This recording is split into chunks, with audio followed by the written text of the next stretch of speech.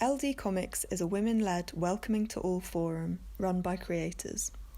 We champion the graphic novel form, particularly works with an autobiographical voice. Our activity is towards supporting and equipping graphic novelists, especially but not exclusively people identifying as women.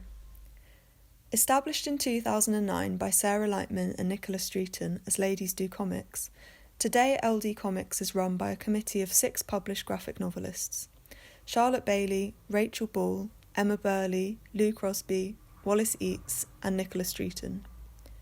From the start, the core of LDC's activity has been the monthly meetings, hosting presentations from invited guests to a public audience in a welcoming atmosphere for networking and making friends.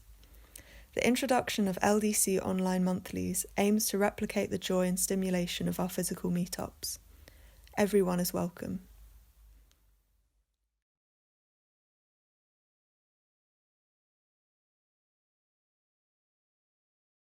Yes, thank you guys. I am calling from New England, about 15 minutes west of New Manchester, and what I like to call New Hampshire, but I also call it White Conda because I'm one of the only Black people here.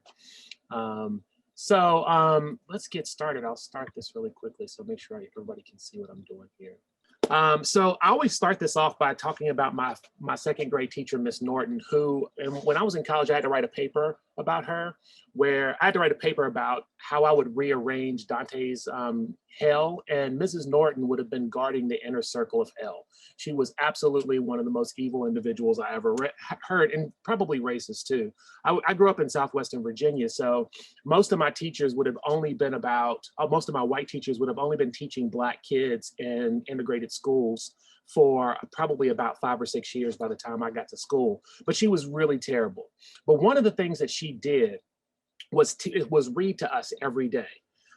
This whole thing about me writing on the board, "I will not sneeze," actually happened. I'm not making that up. That was a real thing.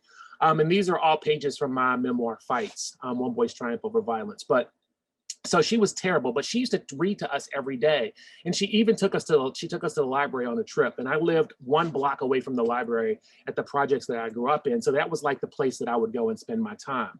And so and it was there that I discovered like stories, and like going to the library for me as a kid was like going to like a toy store, because it was just open and there were books and I could just take them all out.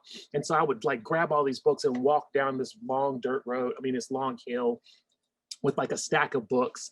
And it was there that I really got into comics. And if Mrs. Norton is not burning in hell right now, it's because she taught me how to read. And she taught me to love reading. And it didn't necessarily translate into like something that I would like. I loved comics and I was really into comics as a kid. But when I got to college, I decided to start painting. And so there's some paintings that basically exist in my house because I got my MFA in painting. And then when I got out of school, I had a friend tell me that my paintings were trying to tell stories and they were failing. And so it was at this point that I decided to go back to the idea of drawing comics. And I started to draw a comic that was based on, it was a story that I will wrap up and show you how it connects to fights, was a story called Dandelions. And which is, some of you are probably already done this, right? You've made 35, 40 pages of some graphic novel that you've been writing. It might be memoir, it might be fantastic. And somebody's looked at it and is like, what in the hell am I looking at? This makes no sense whatsoever. And so I got that from a good friend of mine, Jesse Lonergan, who's also a cartoonist.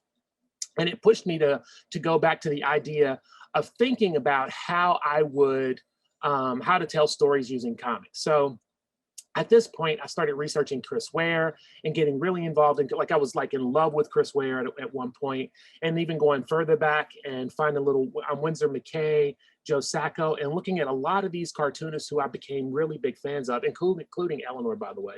Looked at Eleanor's work as I was when I was learning how to draw comics. And at the same time, I met I was researching this cartoonist, Box Brown, who drew Child Star, and you guys might be familiar, he did Andre the Giant. He's working on a serialized version of Cannabis. He's doing this serialized webcomic that he's putting on his Patreon right now. But I Googled him because I'd been cyber stalking him. And so I Googled his name, and the story Henry Box Brown came up. And so I'm like, "You're a white guy in Philadelphia. Why do you have the name of this enslaved African?" And he responded and said, this is really, this is, he goes, this, I'm square shaped. So my friends call me Box, but I might do a story about that guy one day. And I was struggling trying to tell stories in comics. So I was like, this is a fantastic idea. I'm going to steal your idea. So I stole his idea and I drew the story of Henry Box Brown. And then I put him in a mini comic. And you probably are all in this process right now. What do you do when you start making a comic? You put it in a mini comic and you go to a show and you start selling it. And what happens to me is that when I go to start selling these comics, people start telling me more stories. They tell me about Henry Box Brown, Harry Bucky Lou, who was the first Black basketball player who played in a league in Lowell, Massachusetts in 1902. Or Major Taylor, who was the first Black world champion in any sport. He was a cyclist. In 1899, he held 7 world records. So about this time, I had a lot of these stories and all these individual comics of Strange Fruit. And this was about the time that my publisher, my first publisher, Fulcrum Publishing, came to me and was like, we want to buy these things. And I'm like, really? And I'm like, they were like, yeah, because I'd already been turned down by a bunch of publishers at this point. So I was just making mini comics. So I put them together. And I was lucky enough to get Henry Louis Gates Jr., who was a professor at Harvard, runs the Hutchins Center at Harvard, does a lot with African American history, especially PBS programs, to write the foreword for the first book. Once I got that first book out, my publisher was like, we want you to do other books. And so I'm like, yeah, like now I've gotten this idea of like how to tell stories. I want to tell a longer story because I've been telling a lot of little short stories. And I'm like, I'd like to do a story just about Bass Reeves. And I could do a series of those. And they were like, that would be amazing. We can call it African American Action Heroes. And I'm like, no, we cannot call it African American Action Heroes because that sounds stupid. I said, and at the same time, I'd been reading this essay by W.E.B. Du Bois about the talented 10th. W.E.B. Du Bois, if you guys don't know, was a public intellectual and civil rights activist in the 1800s, early 1900s. And he had written this essay called The Talented 10th, saying that there was a 10% of the Black population would rise up and raise the rest of the Black population with them. And it was in contradiction to Booker T. Washington, who said that Black people and white people should be as separate as the 5 fingers on the hand, and Black people would not seek political power. And so W.E.B. Du Bois said we need that 1%, those 10% of those people to come up and be leaders and intellectuals and doctors and lawyers. And so I'm like, how about just like a series called Tales of the Talented 10th, which connects to my African American history work, and it's about these kind of people. And they were like, that's a much better idea. And I'm like, I know, right? So we did the Tales of the Talented 10th. And the first one was about Bass Reeves, who was the most successful U.S. Marshal in American history. And some people believe that he was the original inspiration for the Lone Ranger. After that, I really wanted to do more stories about Black women because I had neglected to put any Black women in Strange Fruit Volume 1 for 2 reasons. Number one, the stories came to me because people would just tell me the stories. And number 2, I'm not a Black woman. So when you're not a Black person or a woman or LGBTQIA+, you don't actually have to think about it. So in order to be more inclusive, you actually have to be more proactive in thinking about it. And so like, that's what I had to do, was to be more proactive about looking for stories of Black women. And so I did the story of Bessie Stringfield, who was the first woman to crisscross the United States on a motorcycle in the 1930s and 40s. And she used the Green Book for the Negro Traveler. She traveled all through Jim Crow South at a time when women weren't supposed to ride motorcycles, weren't supposed to leave the house, and Black women weren't supposed to exist for the most part. So Bessie Stringfield was just an adventurer. So I did the story of Bessie Stringfield. At this point, I started doing Strange Fruit Volume 2, which has more stories in it, including more inclusive stories in it, specifically stories about women. So there's 4 stories about women in Strange Fruit Volume 2, including the story of Stagecoach Mary Fields, who was the first woman to have a star route by the U.S. Postal Service. The star route for the U.S. Postal Service was the most treacherous route, and she did this in the 1870s at age 60, and she beat out men that were half of her age by being the fastest person to hitch a carriage to 6 horses. So that was Strange Fruit Volume 2. And then I decided I wanted to move a little bit more into picture books. So I pitched an idea of a picture book for Bessie Stringfield called Fast Enough. It's an imagined story of Bessie as a little girl, in which she tells people, these boys in her neighborhood tell her that she's too much of a girl to be able to ride fast. And so the book is about her beating those boys in a race because she is fast enough. After that, I actually got to this idea where I had enough experience telling individual stories. And so I went back to the idea of trying to tell my own story, which is what I had originally started to do. So I started this idea of doing a memoir where the narrative device is really about fighting.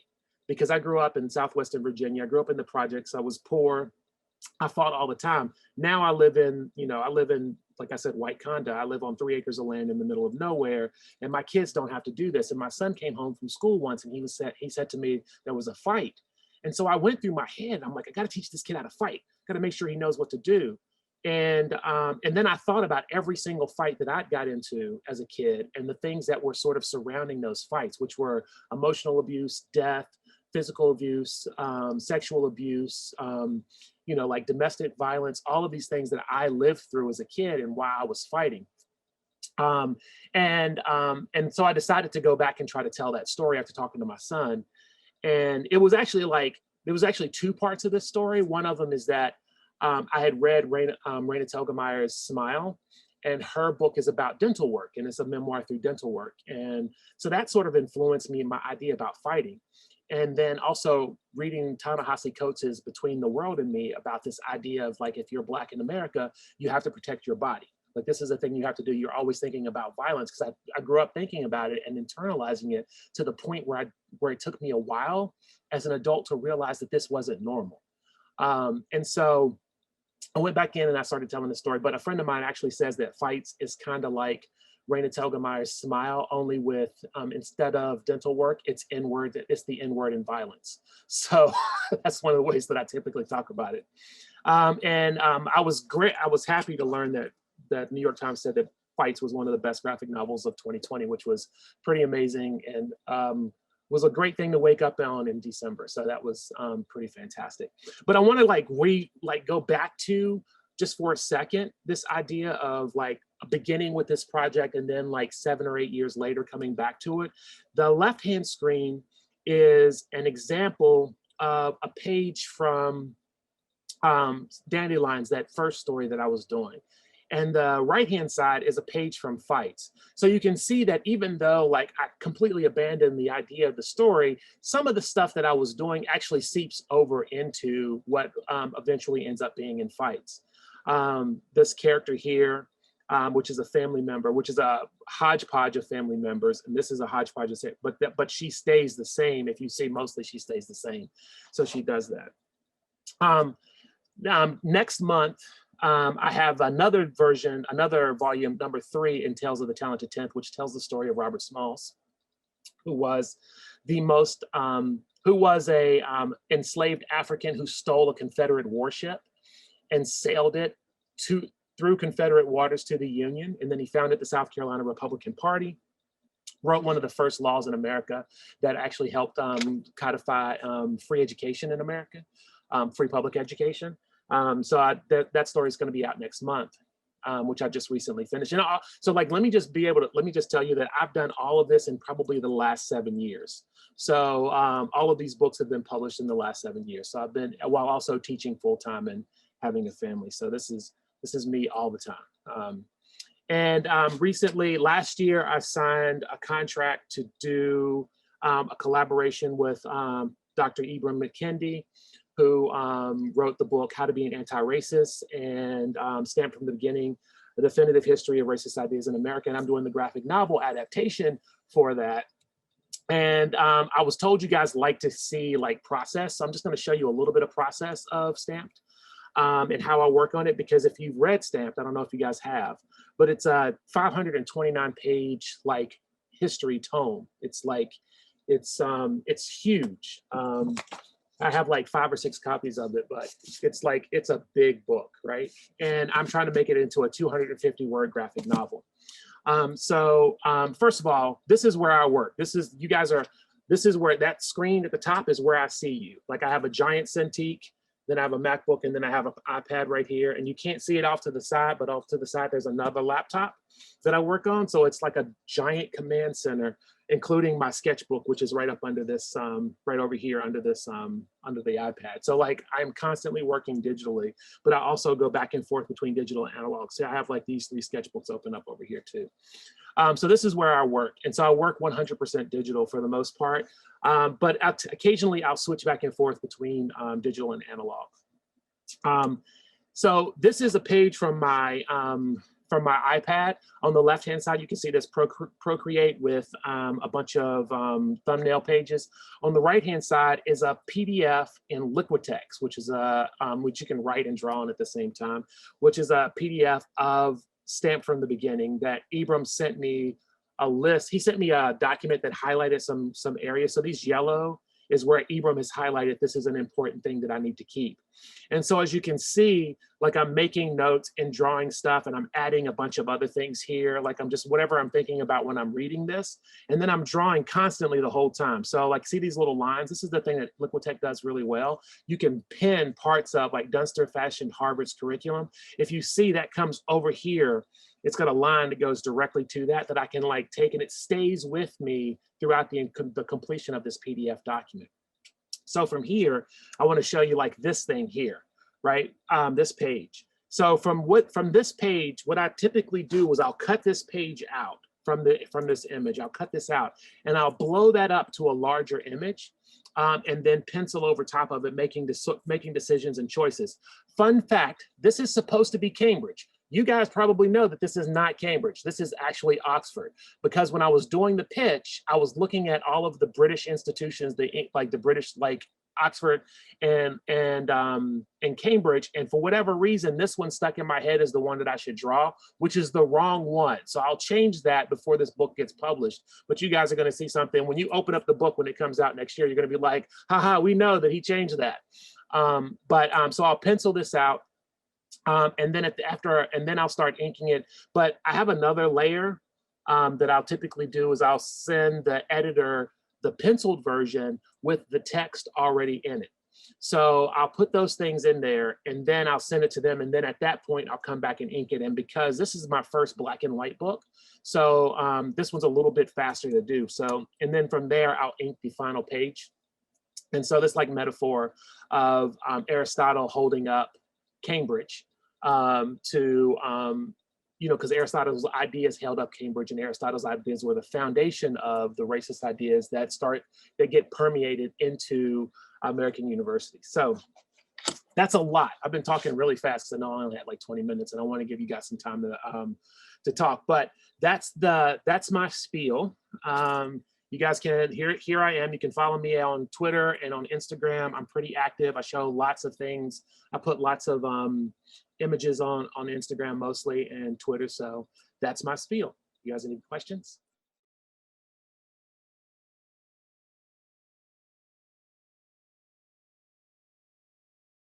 First off, thanks for having me. It's really good to be doing a comics thing. You know, it's been forever. And not just because of coronavirus, also because I've been working on this book for 3 years. So it's my new graphic novel. It's called The Dancing Plague, and it's out at the end of April with Self-Made Hero, and in September in the US. And those of you that know my work know that I like to use unusual techniques, and this is no exception. For this one, I've used embroidery and pyrography, which means burning, on calico. So it's kind of textiles, embroidery, and fire is basically the mediums here. So, and I'll talk about that a bit more in a minute. But first off, I need to explain what the dancing plague is. So a dancing plague is a thing that happened in medieval times. It's also known as St. Vitus dance, and it's a sudden mysterious outbreak of spontaneous dancing that spreads as if it's an infectious disease. So this was a thing in medieval times. You know, there was lots of dancing plagues. And the first one I ever read about was, I think it was in Wales in about 1136 or something. And some of them were really serious and deadly. And this one wasn't the biggest or the deadliest, but it was the last ever dancing plague.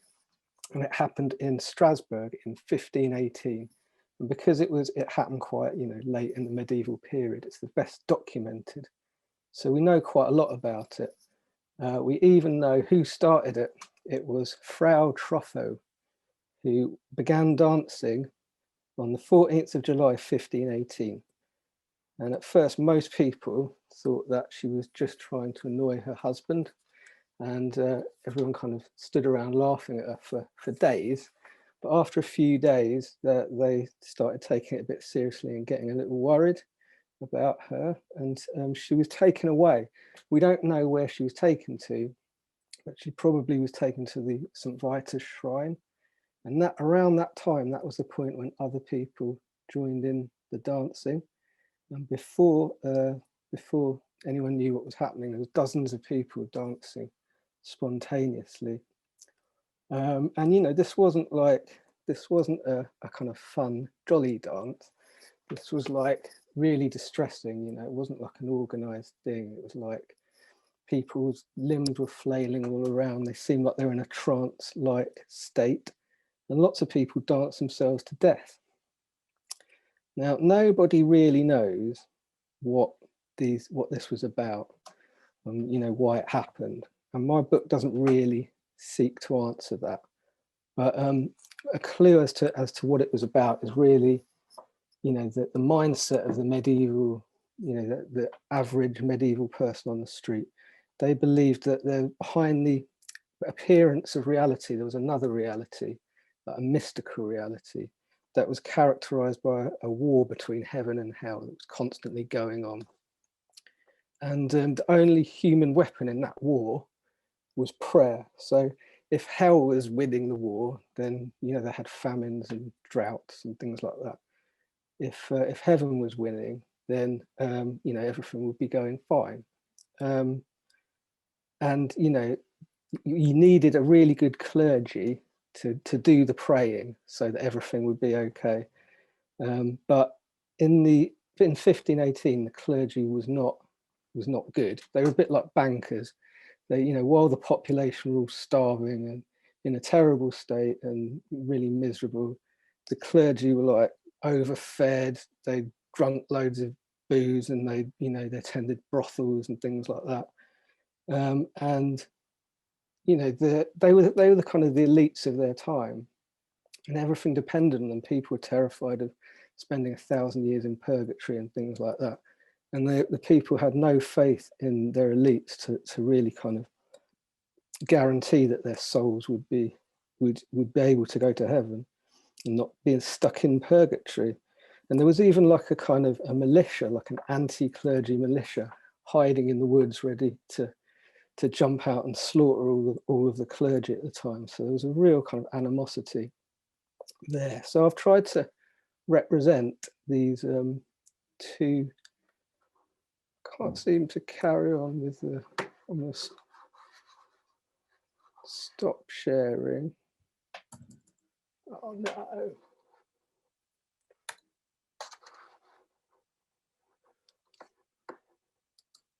Oh no, that works. So I did quite a bit of research. There you go. There you go. So I was trying to represent these two worlds by using pyrography to represent like the everyday reality, and embroidery to represent the kind of mystical other reality that's, you know, constantly there behind the cloak of reality. So this panel here that I'm showing is just completely embroidered. So this is like a full-on mystical vision, this bit. So I did quite a bit of research. I wanted to get a flavour of medieval life, and I consulted with a guy called Professor Anthony Bale, who is Professor of Medieval Studies at Birkbeck. And I wanted to get, you know, all the details of, you know, medieval life right. You know, the sense of humour. They're quite funny people, lots of toilet humour, you know, as well as like the horrible, ghastly, sort of visceral, grotesque reality of everyday life for them. And I needed to kind of find a character that would see through you could see through their eyes and see these different, you know, the duality of you know, the medieval world view. So I chose to make my character called Mary, who's in the foreground on the right there, a medieval mystic.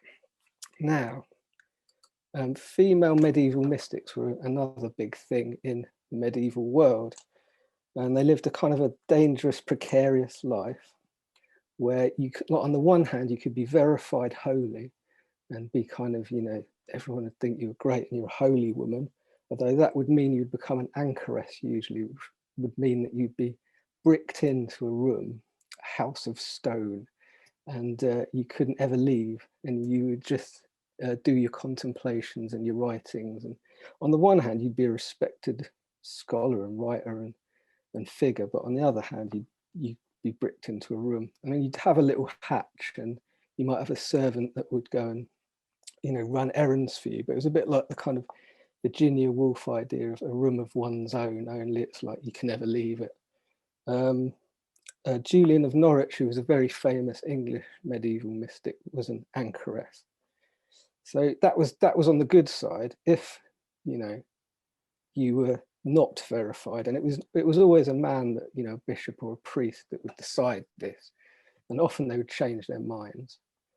You know, if you were condemned as a heretic or a witch, you would be chased, persecuted, or burned.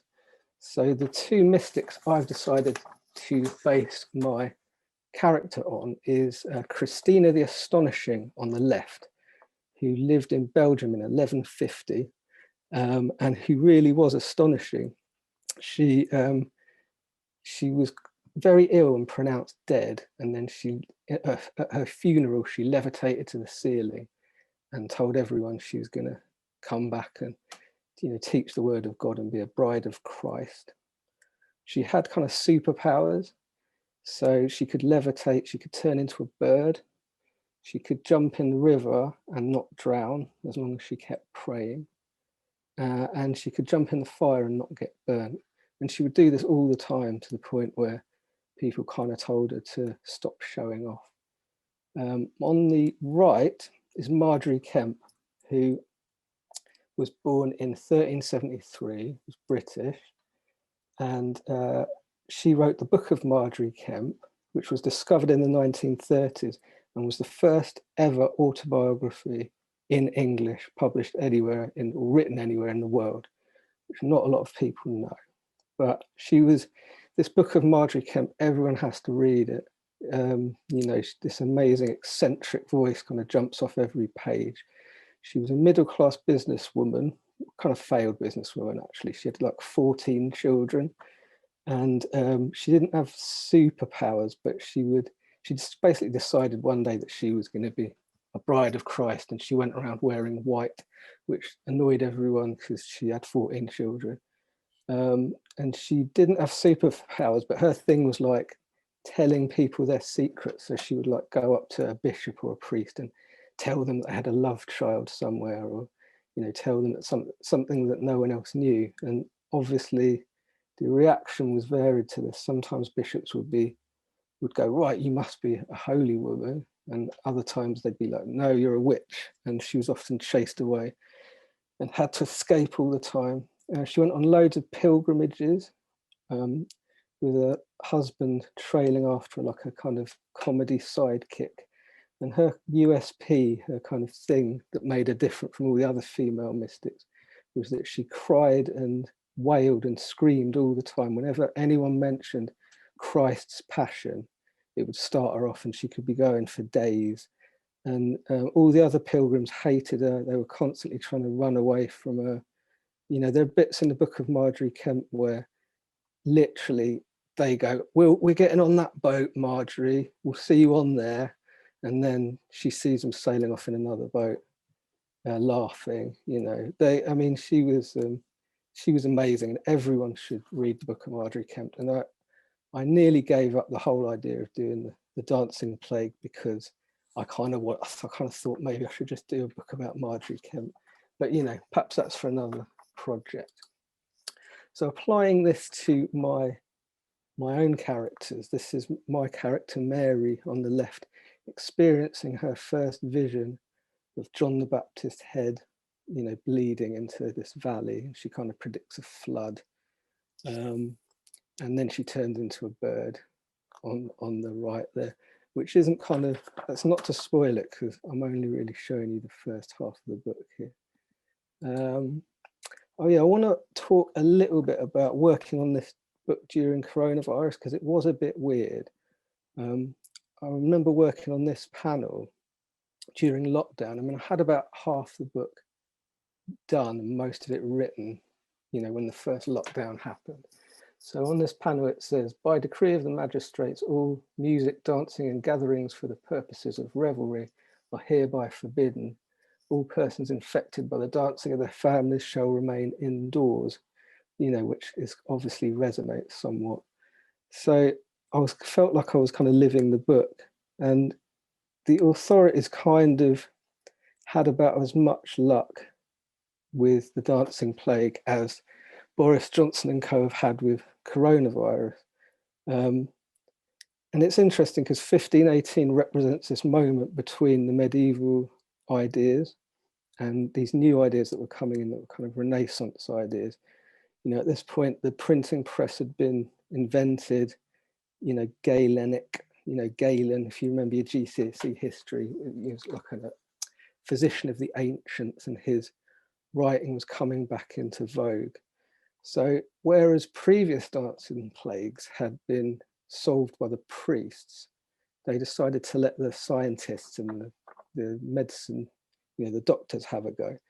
And they kind of applied Galenic principles to this problem. And they decided the problem was too much hot blood. So they prescribed more dancing. They cleared out the marketplace, a huge cost, economic cost to the city, closed all the shops, and they got all the dancers together. They got a band to play dance music. They got these kind of strong men to kind of, if they saw someone not joining in or they'd collapsed, they got the men to grab them and literally force them to dance more. And they thought this would like create a kind of herd immunity where everyone had like, or a significant amount of the population had sweated out this hot blood. And of course it made everything 10 times worse straight away. You know, overnight it went from a few dozen to a few hundred dancers, and they had to lock down. And also, you know, there was loads of conspiracy theories, like anti-Semitic conspiracy theories, like that it was all caused by Jewish people who'd been banished for 100 years previous to this because they were blamed for causing the Black Death. And some people thought that the dancing plague was, you know, it must mean they're back. So there was a kind of, you know, searching for where are these Jews that must be here in the city. Lots of people thought the whole thing was fake or a curse, or it was something to do with sin. And, you know, when the official account, or kind of the official account, at least the one that survived, of the dancing plague was written, you know, sinful women got the blame.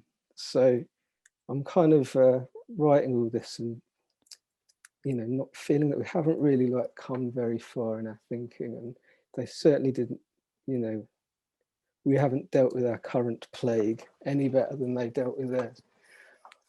So that's what the book's about. So I think I've left myself enough time to talk about how I made it and some of the techniques involved. So this is my burning tool, which is essentially a soldering iron with like special attachments, and it comes with loads of horrible twee attachments like little love hearts and things. But the three useful attachments are these three, which is there's a kind of fine line one, there's kind of a like chunky line one, and then there's this flat one which you can use to create tone. And it's a really interesting, it really keeps you on your toes, this way of drawing, because, you know, if you leave it too long, you know, your line, it burns completely through the calico. If you go too fast, it doesn't really work, and you never quite know, you know, what it's going to do. And as well, you kind of, I kind of burnt through a few of these tools, and even during their lifespan, they behave in different ways, and yeah, you never quite have control of these things, which I quite like. Then the second medium I used was embroidery. Those of you that know me know that I love to use embroidery in my comic. And, you know, it was the best thing ever to embroider is demons, because you can do all bright colours, and you know, I researched quite a lot of medieval art, and that was really fun, kind of finding horrible little demons in the corners of medieval paintings and manuscripts that I could copy. And then obviously after that, I've got to scan it all in and kind of collage it all together on Photoshop. So Photoshop is really kind of the third medium that I used as ever, and it's the way that I'm able to kind of use these craft-based practices and kind of format them in a way that I can make, you know, comics and graphic novels out of them. Now that when you work on you work in a medium like that, it just makes perfect sense. Everything I've just said makes perfect sense to me, but it might not to you. So do ask me any questions if it's not clear what the process was. So that's the end. Thank you very much. Here's, if you want to see more, here's my website and my Twitter and my Instagram. And also I've got to add that I had an email from Corinne this morning, who is the editor for Myriad Editions, who published my first two graphic novels, The Black Project and 1,000 Colour Castles, who says that Myriad Editions are running an exclusive 25% off all my other two graphic novels. So if you go to myriadeditions.com, use the code LDC25, you can get an exclusive discount to Ladies Do Comics. And Corinne will post that link in the comments for you. But that's all from me. So thanks very much for listening.